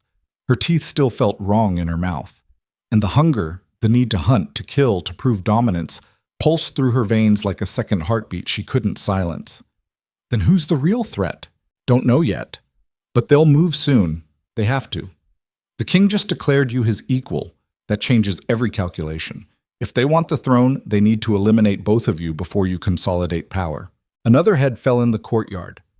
The executioner's blade sang its terrible song. Kaelin never flinched, never hesitated, just maintained the rhythm of violence that said more about leadership than any speech ever could. Sometimes ruling meant proving you could do the hard things nobody else had stomach for, that you could shoulder the weight of necessary cruelty and keep standing while weaker men collapsed under the moral cost. It was brutal. It was horrifying. It was exactly what the kingdom needed to see right now. "He's magnificent," the voice in Leora's head whispered. "Strong enough to kill without apology. Ruthless enough to do what's necessary. This is what real power looks like. Not the sanitized version nobles pretend to wield, but raw dominance backed by the willingness to wade through blood and keep moving forward." Leora didn't answer, couldn't, because watching Kaelin execute traitors shouldn't make her pulse quicken the way it did, shouldn't make her wolf respond with approval and hunger, and something dangerously close to desire. She'd spent 7 years hating him, 3 days questioning whether he deserved that hatred. And now, covered in the blood of enemies they'd killed together, she was discovering that the line between hatred and its opposite was thinner than anyone admitted. Pack bonding, alpha recognition. The dark wolf in her responding to the alpha in him with instincts older than civilization. That's all it was. Biology, not choice. Her body didn't care about 7 years of imprisonment or the fact that he'd signed her death warrant without meeting her eyes. It only cared that he was strong and unbroken and standing beside her instead of against her, which made him dangerous in entirely new ways. The last execution finished. Kaelin wiped his blade clean, sheathed it, and turned from the courtyard to walk back into the castle. His face was spattered with blood. His eyes were cold. When he entered the war room and saw them standing at the window, his expression didn't change. "It's done," he said flatly. "The visible part," Torvin corrected. "We still have—" The door exploded inward. Leora moved on pure instinct, putting herself between Kaelin and the threat before her brain registered what was happening. A massive wolf, bigger than any she'd seen, black fur streaked with silver, stood in the doorway, radiating power that made the air itself feel heavy. Behind him, 3 more wolves in partial transformation blocked the corridor. Dark wolves. From the shadow forest, and the leader was staring at Leora with eyes that held recognition. "So," the dark wolf said, his voice grinding gravel shaped by a throat not meant for speech. "The lost daughter finally remembers her heritage. Took you long enough." Kaelin's hand went to his sword. Torvin already had his blade drawn, but Leora held up one hand, stopping them both because something in her marrow recognized this wolf. Knew him. Not from memory, but from blood. From the genetic chain that connected her to something older than the alpha bloodline. "Who are you?" Her voice came out steadier than she felt. "I am Valdrin, war leader of the Dark Wolf clans.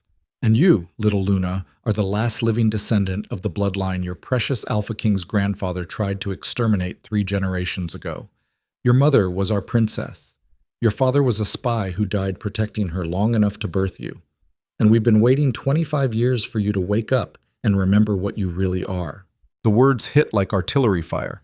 Leora's vision swam. Her wolf surged up, trying to process information that rewrote everything she understood about herself. And somewhere in the chaos, Kaelin was demanding answers, and Torvin was calculating odds, and Valdrin just kept talking in that terrible, grinding voice. The prophecy wasn't about destroying the Alpha bloodline. It was about reclaiming the throne they stole. You were meant to infiltrate, to survive, to grow strong enough to challenge their authority.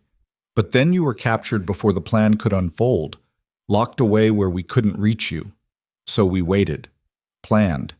And when you finally escaped, we knew the time had come to finish what your parents started. "You're lying!" But even as Leora said it, she felt the truth resonating through her bones. The way the dark wolves in the forest had recognized her. The power flowing through her that felt ancient and familiar. The reason the chains had broken when they shouldn't have been able to. She wasn't cursed. She was heir to a murdered bloodline. And the prophecy had always been about revolution. Kaelin stepped forward, alpha dominance rolling off him in waves. "Get out of my castle before I add your head to the pile in the courtyard." Valdrin laughed. "Your castle, your kingdom, your authority, all of it built on bones of wolves you slaughtered for the crime of existing before you claimed dominion. How does it feel, Alpha King, knowing the girl you imprisoned is the rightful heir to the throne you sit on? That every day she's alive, your claim grows weaker?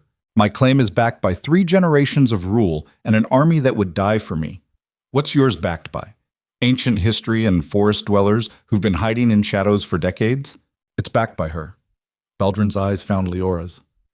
By the fact that she carries blood older and stronger than yours. By the certainty that when she fully transforms on the blood moon in 3 days, she'll become something your entire kingdom has forgotten how to fight. By the knowledge that every wolf with dark ancestry will feel her power and remember what they lost when your family took the throne. The silence was absolute. Leora stood between 2 apex predators, one claiming she was weapon, the other treating her as ally, and felt the weight of a choice she'd never asked for crushing down on her shoulders. Accept her heritage and lead a revolution that would bathe the kingdom in blood, or reject it and stand beside the Alpha who'd imprisoned her but now offered partnership. Both sides wanted to use her. The only difference was which lie felt more honest. 3 days, Baldrin said. That's how long you have to decide, little Luna. Stand with your true people and reclaim what was stolen, or stand with the tyrant and watch us burn his kingdom to the ground around you. Either way, the old order dies. The only question is whether you're part of the future or another casualty of the past. He turned and vanished into the corridor. His wolves followed. Leora heard them moving through the castle, heard guards scrambling but not engaging, and understood they'd let the dark wolves enter specifically to deliver this message, to plant seeds of doubt and division before the real attack began. Kaelin was staring at her. Is it true? Any of it? I don't know. I don't remember my parents. Don't remember anything before the hollow except fragments. But the power... She looked at her hands, at the claws that hadn't retracted fully. It feels familiar, like I've always had it but forgot how to access it. So you could be the heir to the bloodline my grandfather killed. Yes. Which means you have legitimate claim to challenge my authority. I guess. And in 3 days you'll transform into something potentially stronger than me. Maybe. Probably. Don't know what I'll become. Kaelin moved to the table and braced his hands against it, head bowed, the weight of kingship and betrayal and impossible choices visibly crushing him. When he spoke, his voice was raw.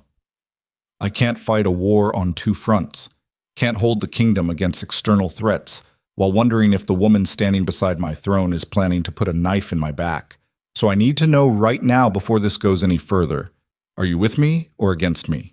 Leora's wolf screamed conflicting answers, her blood pulled toward Valdrin's words, toward heritage and vengeance and the promise of reclaiming power stolen before she was born. But her mind kept circling back to Kaelin jumping in the river, to him standing beside her in the throne room while assassins attacked, to the fact that he could have killed her a dozen times in the past 3 days and hadn't. Trust was a weapon, but so was isolation. I'm with you, she said quietly. Not because I forgive what you did, not because I've forgotten 7 years in chains, but because burning the kingdom down to claim a throne I never wanted sounds like a nightmare dressed up as justice, and I've had enough nightmares. The tension in Kaelin's shoulders eased fractionally. That's not a ringing endorsement. It's what I've got.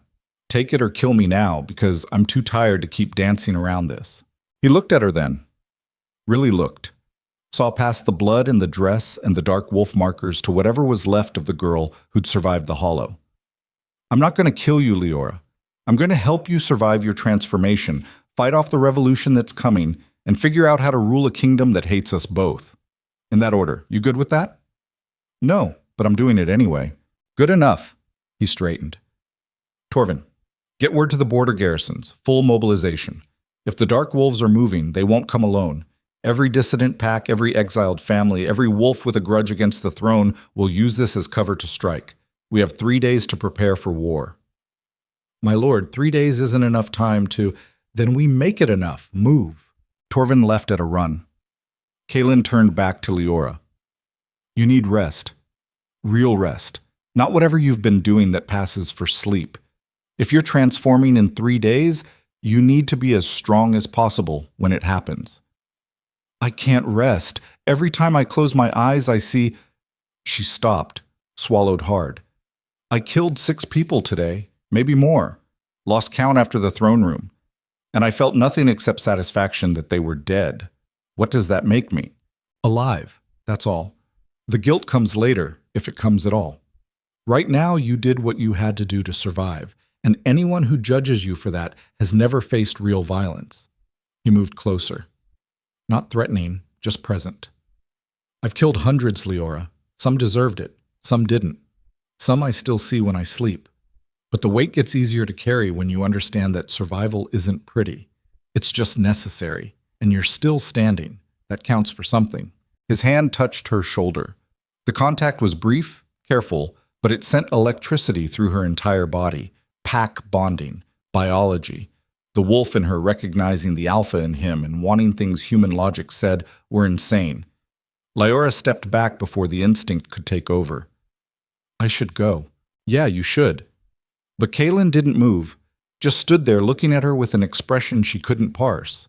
And for one suspended moment, the space between them felt charged with something that had nothing to do with prophecies or politics, and everything to do with two apex predators recognizing each other as more than allies. Then the moment broke.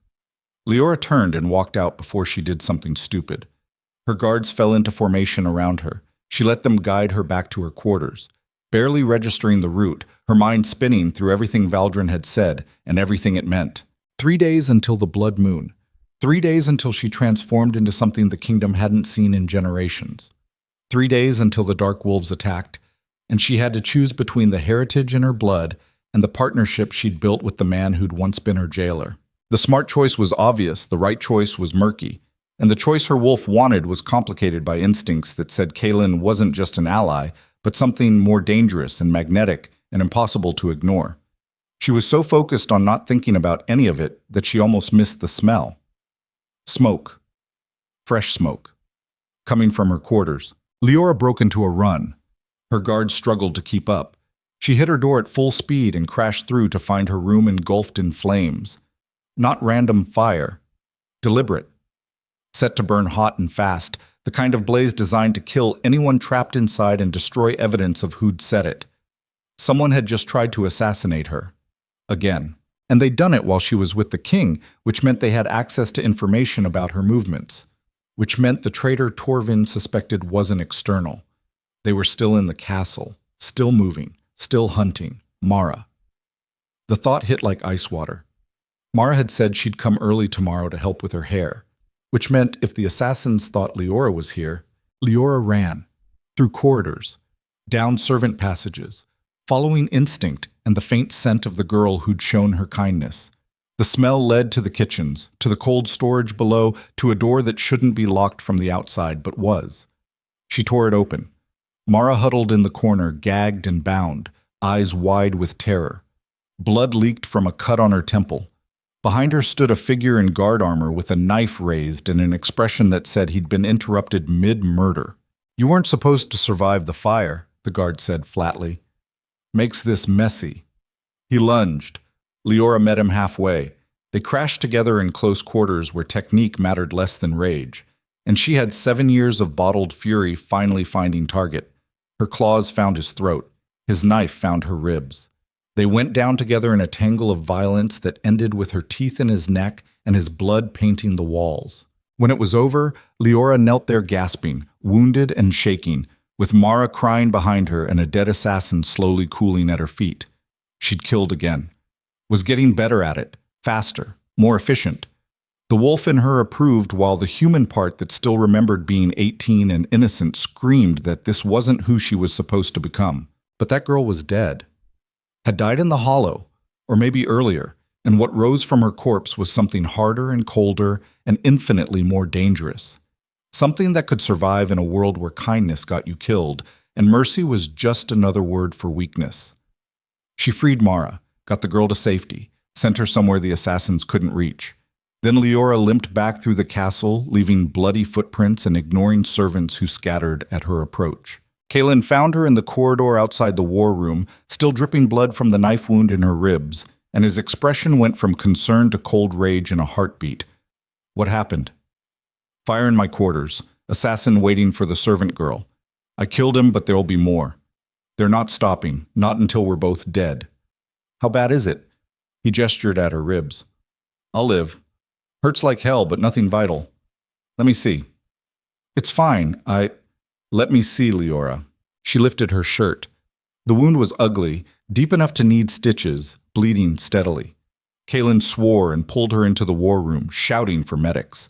Within minutes they descended, cleaning and stitching while Leora gritted her teeth and refused to scream. Kaelin stood beside her the entire time. His hand found hers halfway through. She gripped it hard enough to feel bones grind, and he didn't pull away. Just let her use his strength to anchor herself while strangers sewed her flesh back together. When it was done and the medics had left, they sat in silence, broken only by her ragged breathing. Kaelin still held her hand. She hadn't let go. The contact felt necessary in ways that scared her. "This is my fault," he said finally. "I brought you here, made you visible, painted a target on your back." "I was already a target. You just gave me weapons to fight back." "Doesn't make it right. Nothing about this is right, but it's what we've got." She looked at him, at the blood on his armor that matched hers, at the exhaustion in his eyes that probably mirrored her own. 3 days, Kaelin. In 3 days I transform, the dark wolves attack, and every enemy we've made comes hunting.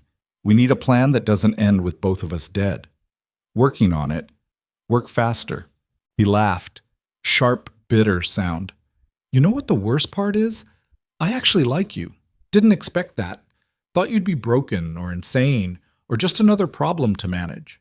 But you're none of those things. You're strong and smart, and you match me in ways nobody ever has, which makes this whole situation infinitely more complicated." Leora's pulse kicked. Her wolf stirred. "Complicated how?" "Because I can't afford to care about you and still do what's necessary to save the kingdom. Caring makes you hesitate, makes you choose wrong, gets people killed. So I need to figure out how to shut that down before it becomes a liability. And if you can't, then we're both going to die doing something stupid and heroic, and the Dark Wolves will burn everything we tried to protect." He released her hand and stood. "Get some rest. Real rest. Tomorrow we start preparing for war, and I need you functional." He left before she could respond. The door closed. Leora sat alone in the war room with her stitched ribs screaming and her wolf howling confusion, and something in her chest that felt dangerously close to what Kaelin had just admitted. 3 days. That's all they had. 3 days to prepare for the fight that would decide whether the old order survived or the new one rose from its ashes. 3 days to figure out if the bond forming between them was strength or weakness. 3 days until everything burned. Outside, the moon climbed toward fullness. In the shadow forest, wolves gathered, and in the castle's heart, 2 apex predators tried not to acknowledge that they were falling into something neither could control while the kingdom crumbled around them. The blood moon was coming, and when it rose, nothing would ever be the same. The blood moon rose on the 3rd night like a wound opening in the sky. Leora stood on the castle battlements watching it climb, feeling the pull in every cell of her body. The transformation was coming whether she was ready or not, building like pressure behind a dam that had finally cracked beyond repair. Her bones ached. Her skin felt too tight. Every breath tasted like copper and wild things, and the voice in her head that had guided her through 7 years of darkness had gone completely silent, as if even it was afraid of what came next. Below, the kingdom prepared for war. Torches burned on every wall. Guards stood at triple density. Citizens had been evacuated from the outer districts, leaving only soldiers and the wolves willing to fight for a throne that half of them questioned. The Dark Wolves would come tonight. Valdrin had promised. And when they did, every choice Leora had made in the past 3 days would either save the kingdom or condemn it. Kaelin found her there as the moon cleared the horizon. He'd been coordinating defenses for 18 hours straight, and exhaustion carved lines around his eyes that made him look older than his years. But when he stood beside her at the wall, close enough that their shoulders almost touched, she felt the alpha dominance radiating off him like heat from a forge. "How long?" His voice was quiet, careful. "An hour, maybe less. I can feel it eating through the last restraints." Leora looked at her hands. They were shaking. "What if I can't control it? What if I transform and the wolf takes over and I attack you, attack your guards, attack everything? Then we deal with it. Together. That's what partners do." "We're not partners. We're 2 desperate people trying not to drown while the world burns around us." "Same thing. Kaelin turned to face her fully. I need you to hear something before this starts. Before we go into whatever's coming and maybe don't come out the other side. Leora's pulse kicked. What? I was wrong. 7 years ago when I signed that order, I was wrong. Not because the prophecy was misinterpreted or because politics demanded it. I was wrong because I let fear make my decisions, and fear always chooses the path that looks safe but leads to worse places. You spent 7 years in the dark because I was too much of a coward to question my grandfather's legacy. That's on me. And if we survive tonight, I'm going to spend however long it takes making that right. The words landed like hammer blows. Leora had spent 3 days waiting for this admission, but hearing it now with war imminent and transformation clawing through her chest felt like too little too late. Like trying to apologize for amputation after the limb had already rotted. But it was also everything she'd needed to hear. Why now? Her voice came out rough. Why tell me this when we're about to go to war? Because if I die tonight, I don't want the last thing between us to be unsaid. And because you deserve to know that standing beside you these past days has been the first time ruling this kingdom felt like more than just surviving from crisis to crisis. You make me better, Leora, stronger, more human, and I can't afford to lose that. Leora's wolf surged. The transformation accelerated, pulled forward by emotion and proximity, and the terrible certainty that Kaelin had just admitted something he'd probably never said to anyone. Her bones started to shift. She gasped, doubling over, and his hands caught her shoulders, keeping her upright. Not yet, she ground out through clenched teeth. Just need a few more minutes. Take what you need. I've got you. The pain was exquisite. Her spine extending, her skull reshaping, her entire skeletal structure breaking and reforming into something other. But through it all, Kaelin held her, anchoring her to human consciousness while the wolf tried to drag her under. His presence was the only thing keeping her from losing herself completely to instinct. Then the transformation paused, stuck halfway. Leora found herself trapped between forms, partially shifted, stronger than human, but not fully wolf, existing in the liminal space that the dark wolf bloodline had perfected generations ago. She looked up at Kaelin through eyes that had gone full gold. Is this what I'm supposed to be? I don't know, but it's magnificent. Before she could respond, horns sounded from the forest, 3 long blasts that meant enemies sighted. The dark wolves were coming, right on schedule with the blood moon at its peak, attacking when Leora was most vulnerable and the kingdom's attention most divided. Kaelin's expression hardened into pure alpha war mode. Get to the throne room. Torvin will protect you while you finish transforming. No. Leora straightened despite the pain still radiating through her changing body. I'm fighting. This is my war as much as yours. You can barely stand. Then I'll fight on my knees if I have to. But I'm not hiding while you face this alone. They stared at each other across 3 feet of battlements with war horns screaming and the moon bleeding overhead. Kaelin looked like he wanted to argue, to order her to safety using alpha authority that would compel obedience. But something in her expression must have told him that ship had sailed, because instead he just nodded once and drew his sword. Stay close. We do this together or not at all.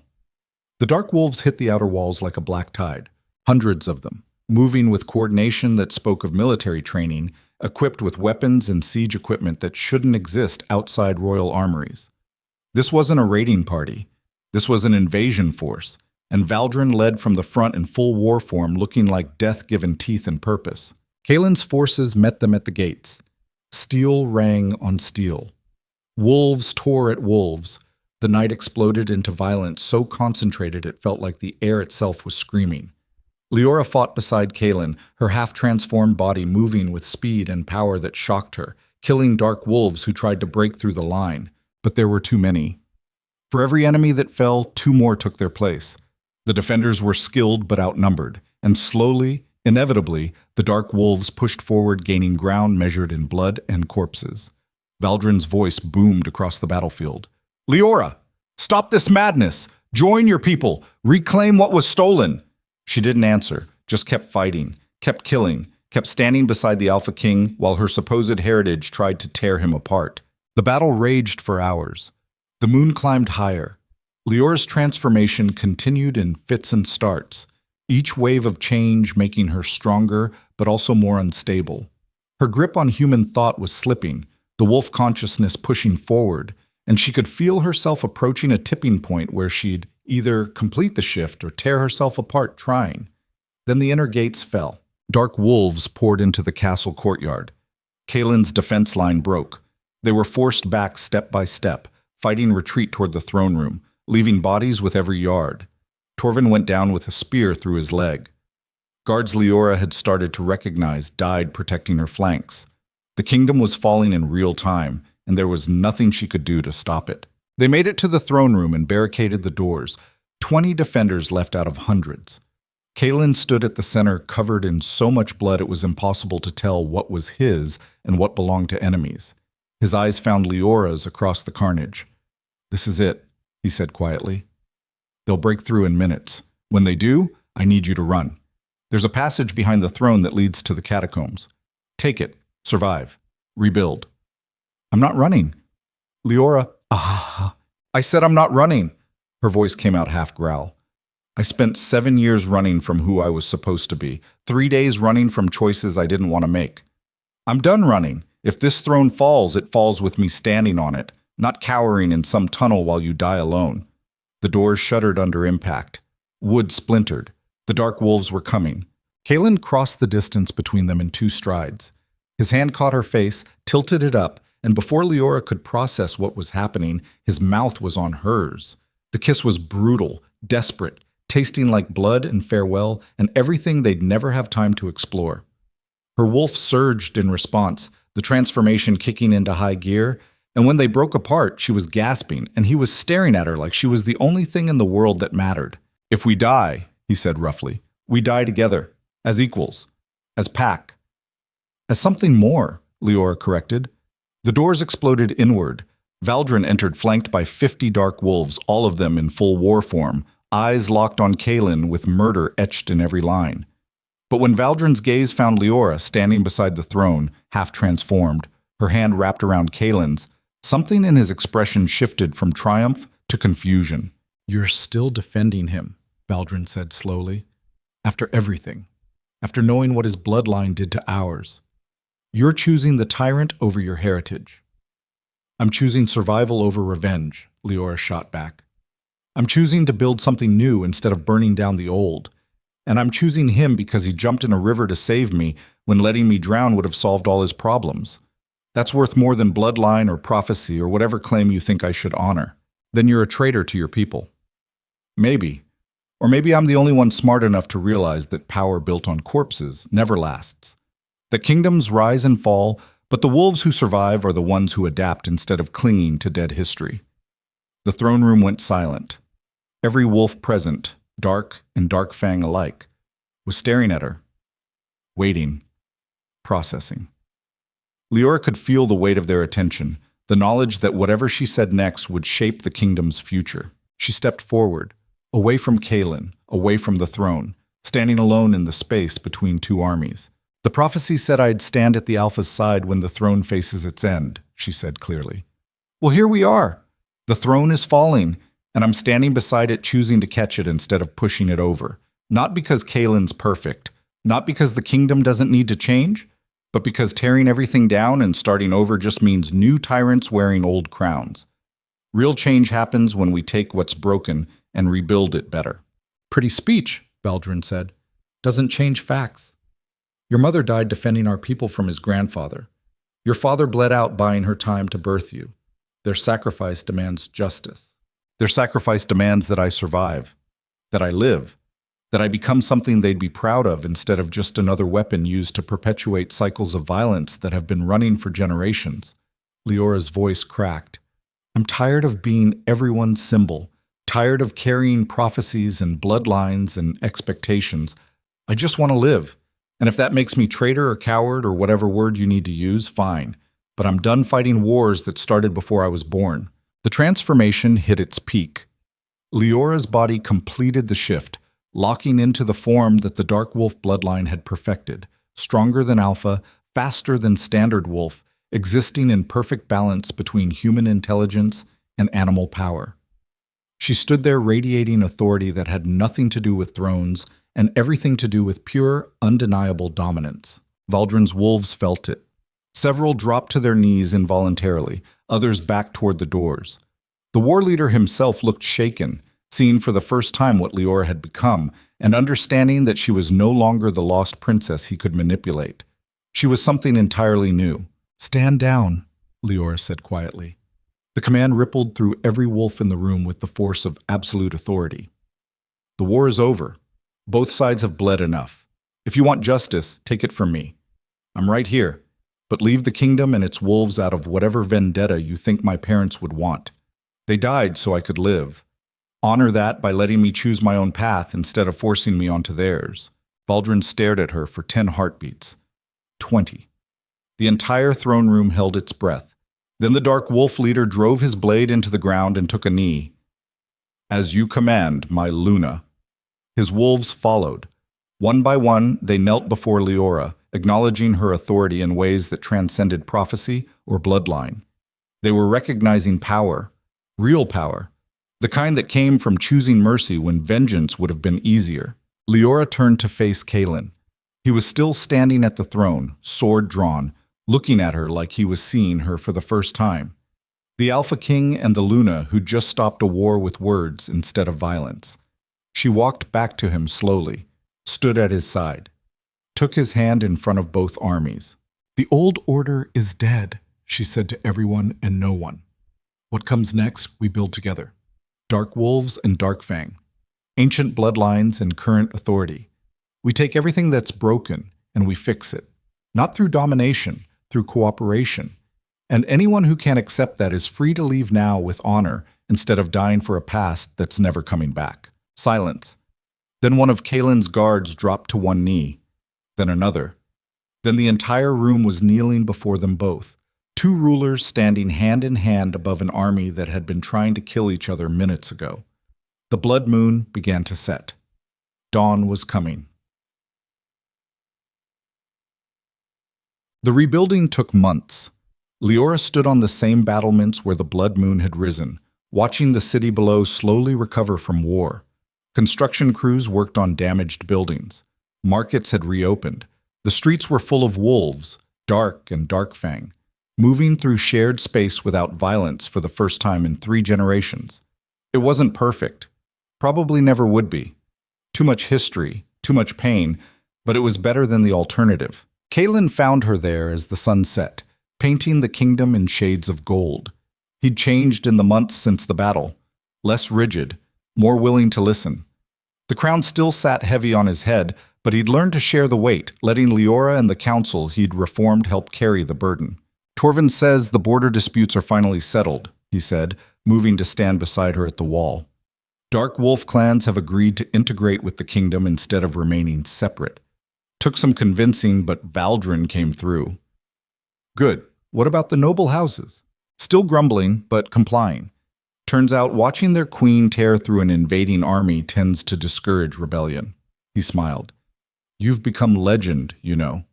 The cursed Luna who saved the kingdom. Children tell stories about you in the streets." "I hate that." But Leora was smiling too. "I'm not a hero, just someone who survived long enough to make different choices than the ones fear dictated. That's what makes you a hero. Heroes aren't people who never feel afraid. They're people who act despite fear. You could have chosen revenge, chosen to let the kingdom burn. Instead, you chose the harder path. That's worth celebrating." They stood in comfortable silence, watching the sun finish setting. Leora's wolf was quiet now, satisfied in ways it had never been in the hollow.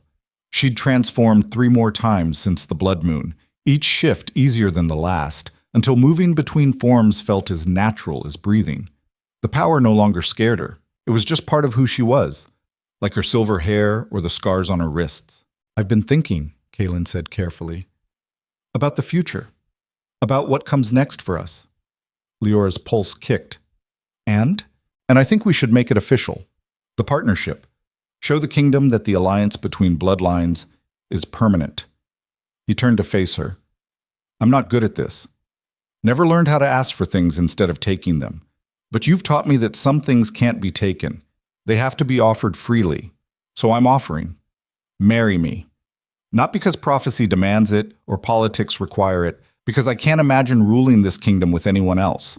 Because you make me better." Because somewhere between the river and the throne room, I fell for you, and I'm tired of pretending that's not what this is. The words hung between them like something precious and fragile. Leora's eyes stung. 7 years ago, she'd been a prisoner with no future. 3 months ago, she'd been an escaped convict with a death sentence. Now she was standing on castle battlements being proposed to by the king who'd once condemned her, and the terrifying thing was that she wanted to say yes. You don't have to answer now, Kaelin added quickly. I know it's complicated. I know I don't deserve... She kissed him, cut off his words with her mouth against his, pouring months of built-up tension and something dangerously close to love into the contact. When they broke apart, they were both breathing hard, and Kaelin was staring at her like she'd just rewritten his understanding of possibility. Yes, Leora said, on one condition. Name it. We rule as equals, true equals. Not you making decisions and me rubber stamping them. Not me deferring to alpha authority because tradition says so. Equal partners in everything. That's the only way this works. Done. Anything else? Yeah. You never ever lock anyone in a cell without trial again. No matter what the prophecy says, no matter what fear demands. We face threats head on or not at all. Promise me. Kaelin took her hands in his. I promise. On my crown. On my life. On everything I've built and everything we're building together. No more cages. No more fear-based decisions.